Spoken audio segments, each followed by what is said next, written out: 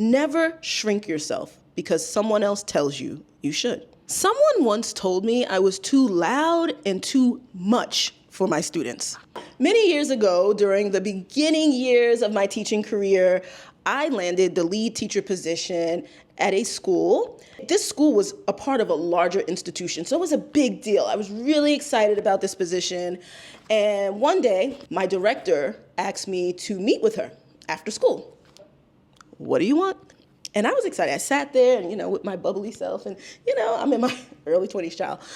She proceeded to tell me it came to her attention that I was playing too much music during my circle time lessons.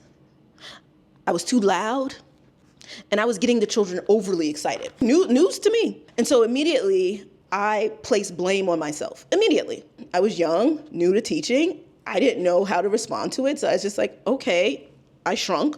And I left for the day. By the time I made it home, I was distraught. I was so upset. I was so emotional. One of my sisters in that moment, because she's several years older than me, so she had a lot more experience in the workforce and working, she said, get it together. Don't forget who you are. This is what you're gonna do. And she basically guided me through the next steps. And the first thing was, you are going to send an email to respond to the meeting you had. And you'll send it so it can go out tomorrow morning. And you're going to go back to school because I was like, I'm not going to work tomorrow. I can't do this anymore. Oh my God, I'm the worst teacher in the world, right? I was feeling all the feelings. And she taught me the power of putting it back in someone else's court, right? Giving it back to the director. Let her tell me how to move forward.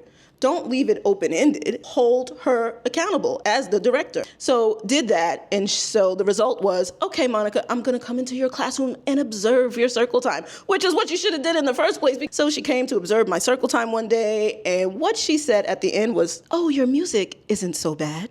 I never thought it was. You said it was. It was brought to your attention. It was too much.